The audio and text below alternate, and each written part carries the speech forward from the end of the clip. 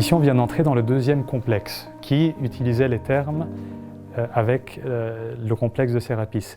Ce complexe résidentiel, je n'ai pas d'autre mot à utiliser, qu'on appelle l'Insula des Auriges, prend son nom justement de la représentation des deux auriges, donc des athlètes qui couraient sur le char, auriges victorieux, puisqu'ils portent la palme de la victoire et la couronne.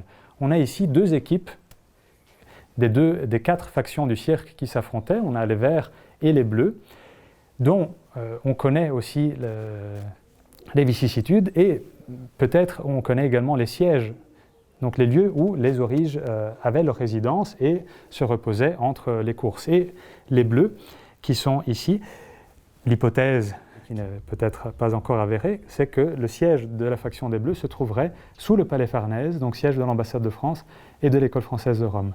Donc voilà, c'est un petit clin d'œil à l'école française de Rome, ici à Ostie.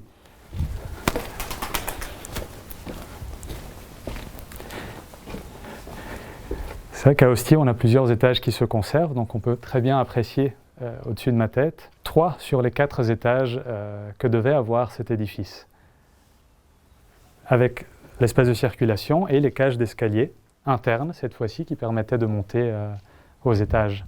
Alors ici, on est dans un petit appartement qui a été aménagé dans ce qui était la cour de l'Insula des Auriges. Peut-être par manque de place, par manque d'espace, puisque Ostie est une ville en constante expansion au IIe siècle après Jésus-Christ. À la fin de ce siècle, on ressent la nécessité de construire, d'aménager des nouveaux appartements dans des espaces qui n'étaient pas aménagés pour cette fonction. Donc on a fermé entre les piliers du portique, on a construit des murs, et à l'intérieur de l'espace qui s'est formé, on a dû décorer ces pièces avec des peintures d'un niveau qui puisse convenir aux nouveaux résidents.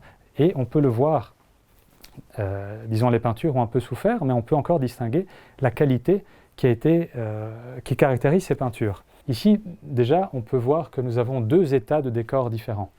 Un état plus ancien, qui est celui qu'on peut voir en haut, et un état plus récent en dessous. Et nous avons un peu la même situation que nous avons vue dans les termes des 7 sages, c'est-à-dire 2 couches superposées, où la deuxième s'applique sur la première sans la détruire complètement. Dans ce cas-ci, puisque le mortier était très lisse, pour avoir une meilleure adhérence de la nouvelle couche, les peintres ont décidé de piqueter la surface à la petite pioche. Et donc voilà que la deuxième couche est au-dessus de la première. Nous avons eu de la chance et de la malchance en même temps que la deuxième couche s'est effacée, s'est perdue un deuxième moment, puisque comme ça nous pouvons apprécier en même temps les 2 phases de décor. Des décors d'une grande qualité, comme je disais, puisque nous avons ici pu identifier les pigments et par exemple du rouge de plomb qui a été utilisé pour le rouge, qui n'est pas l'ocre rouge habituellement utilisé, mais une couleur qui n'est pas aussi riche que le rouge cinabre, par exemple, mais en cette fin du IIe siècle, il s'agit d'un substitut assez intéressant du cinabre, donc d'une couleur d'un niveau moyen. La qualité de ce décor est due aussi à la présence de plusieurs traits et de dessins préparatoires qui ont fait que les panneaux, il s'agit de panneaux blancs qui étaient séparés par des bandes rouges, sont tous réguliers et ont tous les mêmes dimensions. Les peintres ont utilisé des instruments de mesure et se sont aidés de toute une série de traits, de tracés préparatoires pour avoir un dessin fini plus propre, plus régulier. On peut encore distinguer le trou du compas, par exemple ici, qui a permis de tracer les éléments circulaires de cette volute végétale. On peut distinguer encore une fois la nuance des couleurs qui est apportée. On a encore une fois le bleu égyptien, qui est un peu notre fil bleu, puisqu'il nous suit un peu sur tous les contextes qu'on étudie. Le vert, qui est de la céladonite, on a pu l'identifier, donc une terre verte, mais d'un gisement très particulier, qui est mélangé encore une fois du bleu égyptien pour donner cette nuance de vert un peu plus froide, un peu plus bleutée.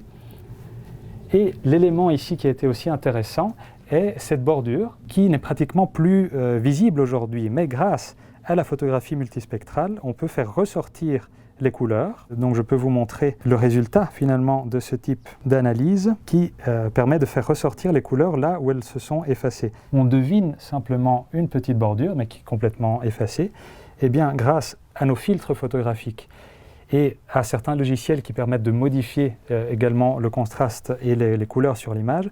Donc voici que les couleurs peuvent ressortir de manière assez nette et on peut redonner vie un peu à ces peintures qui malheureusement, voilà, étant à l'air libre, ont un peu souffert les ravages du temps.